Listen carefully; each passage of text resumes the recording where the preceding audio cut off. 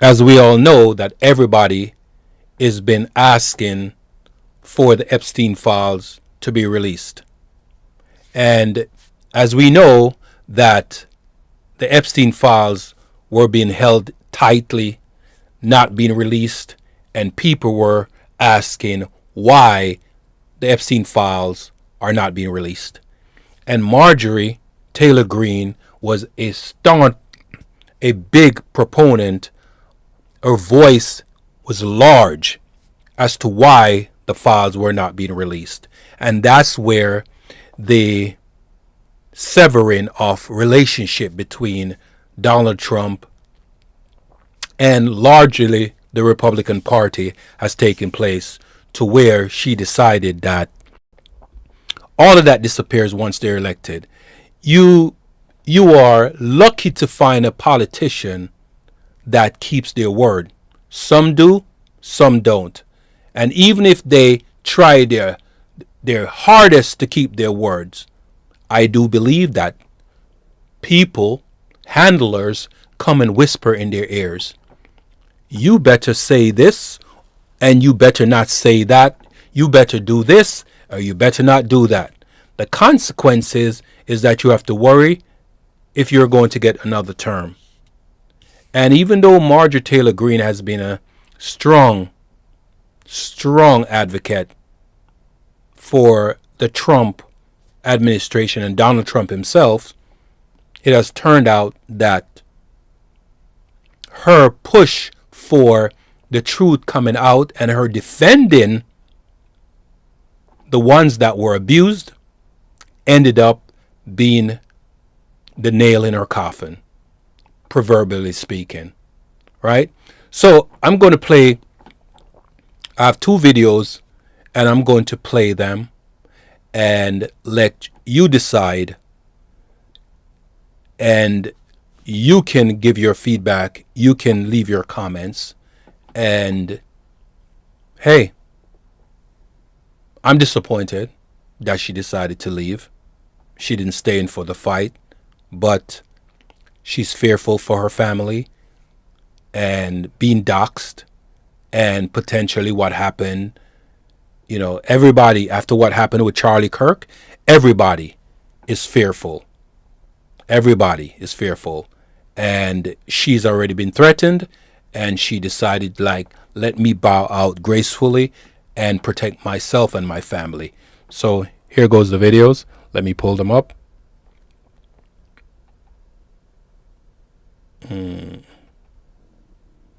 All right. And let me play this first one.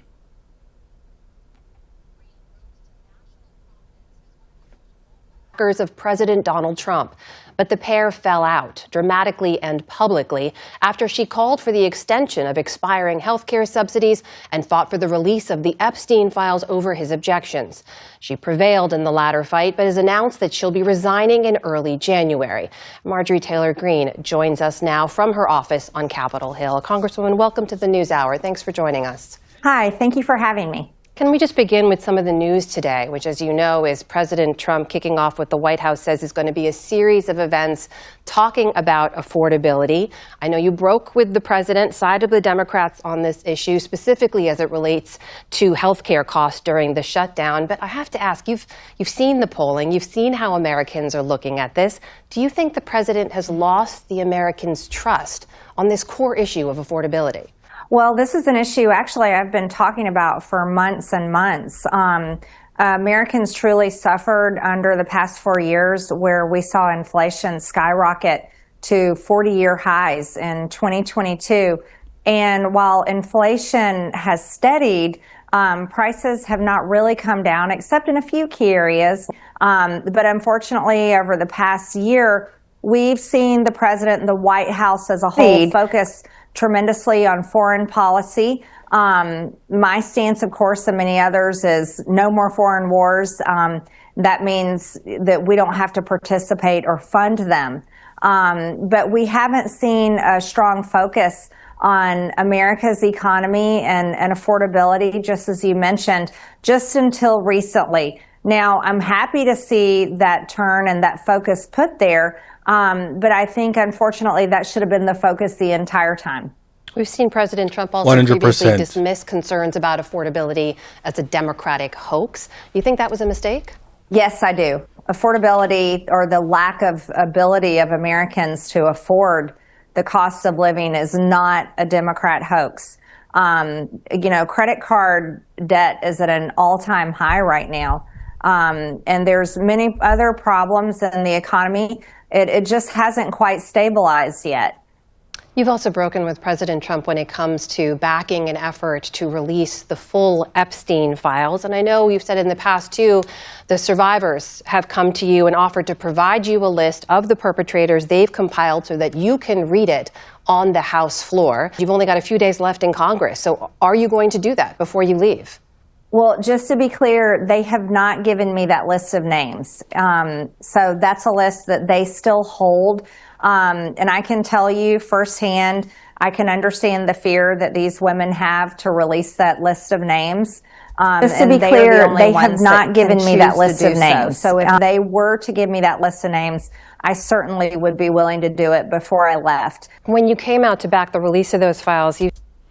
And I don't believe that they are going to ever give those list of names, because that's detrimental to a lot of people. If they give those list of names and the powerful people that are on those lists, it may topple the country, because those people are,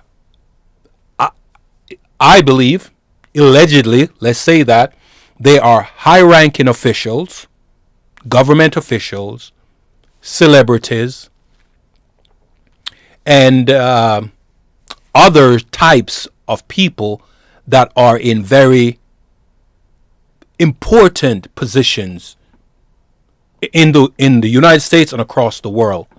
And the tidal wave that would happen if those lists of names are given out, right? The list that was given out with the Epstein files, you have to take that with a grain of salt. Maybe a lot was redacted, right? And I do believe that if those names are actually called out, wow, the problems that we may have could be serious, and it would be a strong red alert, because everybody will be shuffling and trying to find out what has happened. This person and that person and this person and that person. The tidal wave would be devastating, right? And let's continue.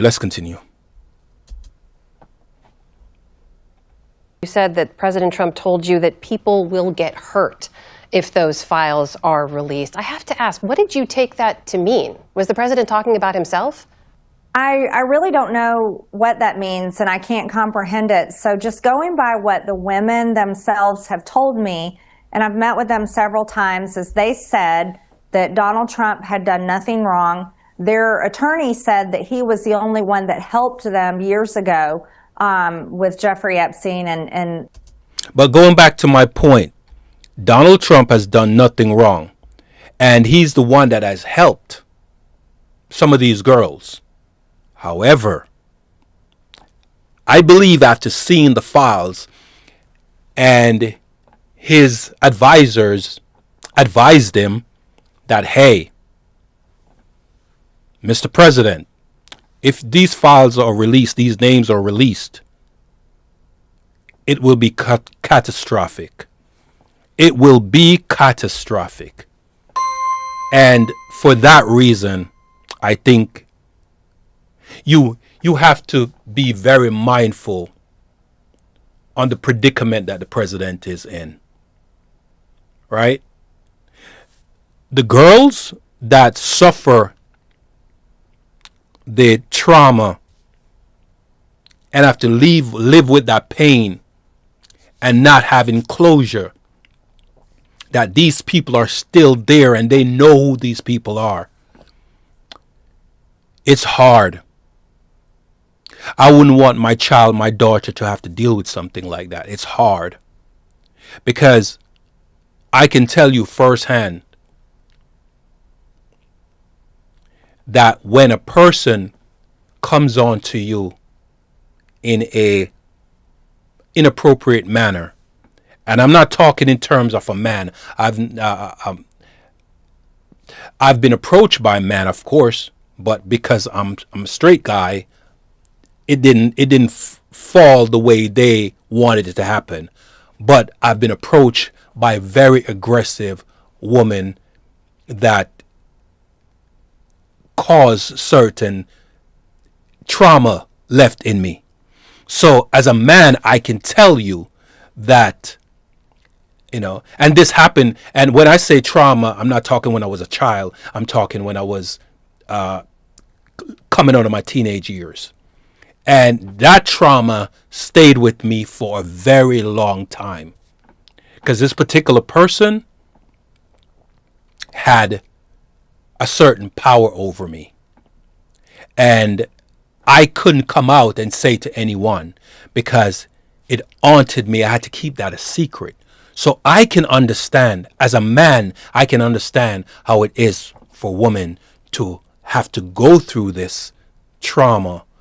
And when Marjorie is being a defender of the truth, and hey, I want the truth out, these young women needs to have closure. Some of them are older now, but they still need to have some kind of closure, because I am telling you, when you have to hold on to a secret, it can be very haunting. But let's continue. And lawsuits and convictions. So it's, again, based on their words, it doesn't sound like Donald Trump is guilty of harming them in any way. So if I may, if that's the case, who do you think the president is worried about here? Well, if he says people will get hurt, I don't think it's the women. I think it's maybe the men that they're talking about, that they're scared to say who they are. Maybe those names are in the files, and we don't know because all the files have not come out yet. Now, Congresswoman, I have to ask you, as you've pointed out, you were a staunch, vocal MAGA loyalist for the president, voting with him 98% of the time. And it went very quickly to you breaking with him publicly and deciding to leave Congress within just a matter of months. And earlier this year, you were calling him my favorite president of all time. Meanwhile, he's called you a lunatic, a traitor. After your recent 60 Minutes interview, he said your views are, quote, those of a very dumb person. Is he still your favorite president of all time? Well, I think the president's words are unfortunate, but this is the behavior that unfortunately America is used to seeing from Donald Trump. And when I've talked a lot about how politics have become so toxic and it's violent. My office has reported 773 death threats since I've been in Congress, and that's not all of them. There were many more. And after the president unfortunately called me a traitor, even though I have been his most loyal member of Congress and have such a strong voting record with him, I also have legislation that directly reflects many of his executive orders. The result of that was a pipe bomb threat on my house, a pipe bomb threat on my construction company, multiple pizza doxing deliveries, and multiple direct death threats on my own son. And this is the nature of toxic politics that I think America is so tired of. But it really shows there's a problem in the Republican Party. When the leader of the Republican Party, the president of the United States, would actually attack one of his own members that has been so good to him. I very much support America First policies, which the president campaigned on. I would love to see him be successful in those for the American people, but I just can't allow myself to be what I call a battered wife and be treated this way. It's just too much. It's too high of a bar, and I shouldn't have to wait here until I'm possibly murdered like Charlie Kirk, or God forbid, one of my kids be murdered as well. And Congresswoman, it's so disturbing to hear what you've been facing recently as a result, as you point out, directly of the president's own words. But as you well know, the president has long really focused much of his anger and ire on Democrats, on officials, on lawmakers, but also everyday civilians. I mean, election workers in your own state of Georgia face those kinds of threats from the president. Do you now, knowing what you know now, having experienced what you've experienced, do you wish you'd spoken out earlier about some of that rhetoric that you're clearly worried can lead to real-world violence? Yeah, this is actually something I've been talking about recently. I've been here 5 years and have seen it up closely, not just from my perspective. I've watched many of my colleagues go through political violence. We've seen it across the country. We saw the president shot at a rally. We saw Charlie Kirk assassinated. Josh Shapiro's home, arson, burned. The Minnesota lawmakers, and the list goes on. And this is not what it should be like for any lawmaker on either side of the aisle. But there's I call it the political industrial complex. It's the way the two parties are built, and they're designed to attack one another. And that's how fundraising happens. That's how people get elected. It's literally ripping our country apart. And I don't think that's a good thing. So it's just something I don't want to participate in. But Congresswoman, I have to ask, people will wonder if you felt this way before, the fact that you didn't speak out against it until you experienced. Just think about it. In order for us to have a fair and just system, the politicians have got to stop being politicians. And for them to stop being politicians, the money has to come out of politics. But let's face it. We all know I shouldn't say that. Let's back that up. Some of us know that many of the politicians are bought and paid for long before they've gotten into Congress or any departments in office, any department in the government, whether it's the mayor, the governor, someone in Congress, someone in the Senate, local municipalities. A lot of them are bought and paid for before. The meetings in the secret rooms and dinner parties and trips abroad, having conversations. And hey, they're bought and paid for. So by the time they get into office, they already have an agenda. Money will never come out of politics. I don't believe it ever will. It will always stay in. Because the idealism behind that is someone wants to become a politician, someone has the money. That person has an agenda, the one with the money, and they essentially write the laws that they will give to the politician that would then advocate for that law to get passed. And they would hire lobbyists to help the politician to advocate for that law to get passed. But there is a undertone that we're missing. A secret that's happening. A lot of these politicians are being blackmailed.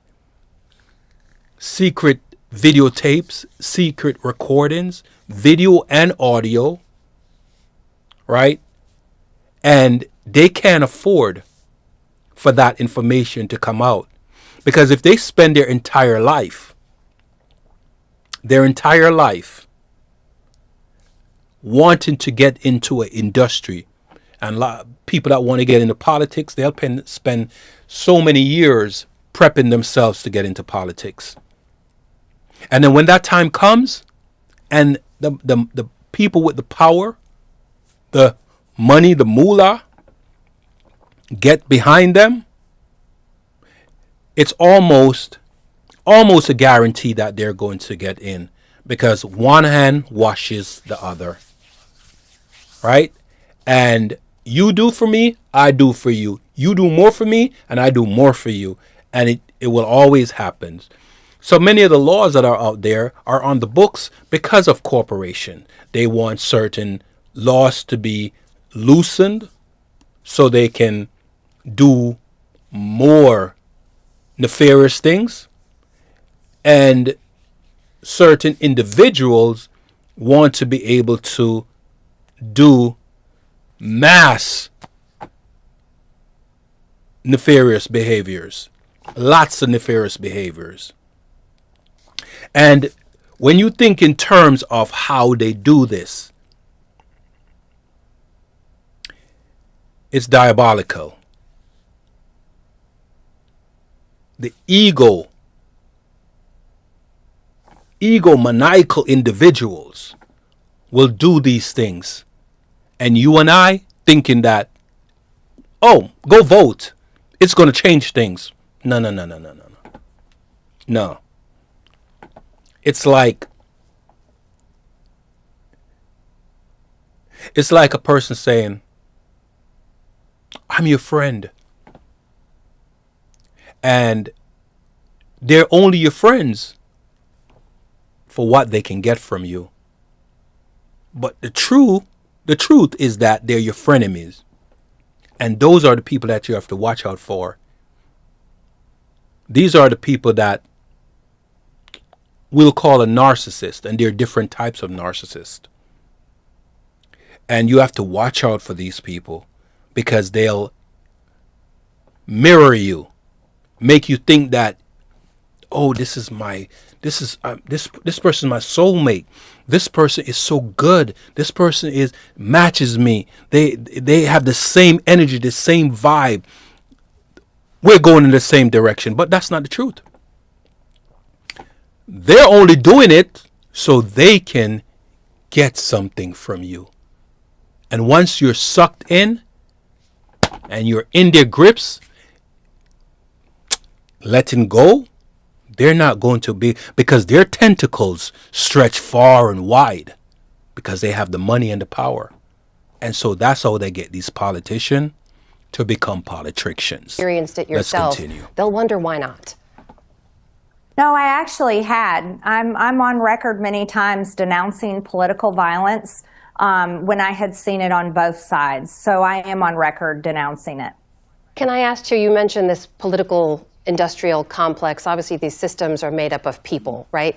People who are acting and saying things in different ways. And I know our audience would welcome the chance to hear from you on this, because they want to see that end to that political toxicity as well you've talked about. They've also seen headlines in which you yourself have been yelling at President Biden, calling him a liar during the State of the Union, or saying your Democratic colleagues at a congressional hearing was messing up her reading because of fake eyelashes, or tweeting after Pope Francis died that evil is being defeated by the hand of God. So I want to give you a chance to speak directly to our viewers and just reflect back on anything you have said in your time in office that you wish you hadn't, or something you wish you hadn't done. Well, I've already addressed that, and I've done that publicly. And I think the problem with the political industrial complex is not only have I been a part of it, but I've also been a victim of it. I'll give you an example that has been outlandish.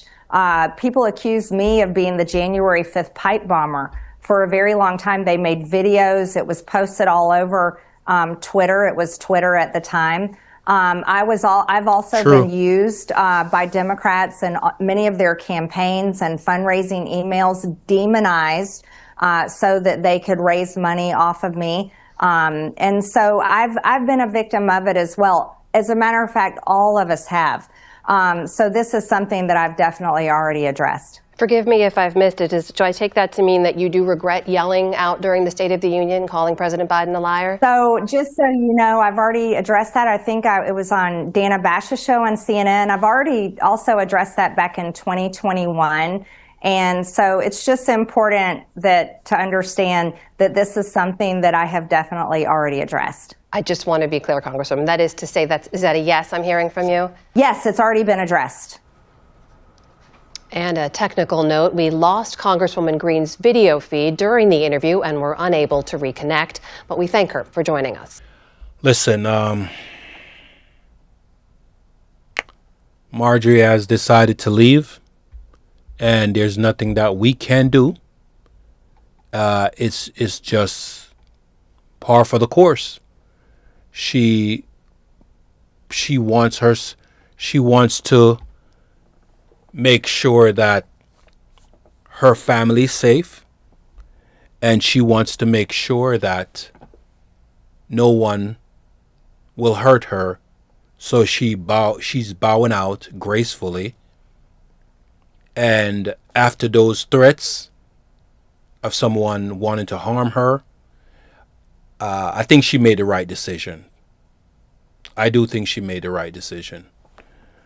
So, folks, please understand, and if you are a Marjorie Taylor Greene fan, understand why she had to make the decision to step aside and bow out gracefully.